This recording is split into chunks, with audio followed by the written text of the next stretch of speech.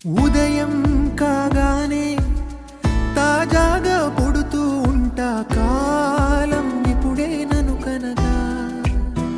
అనగనగా అంటూనే ఉంటా, ఎప్పుడూ పూర్త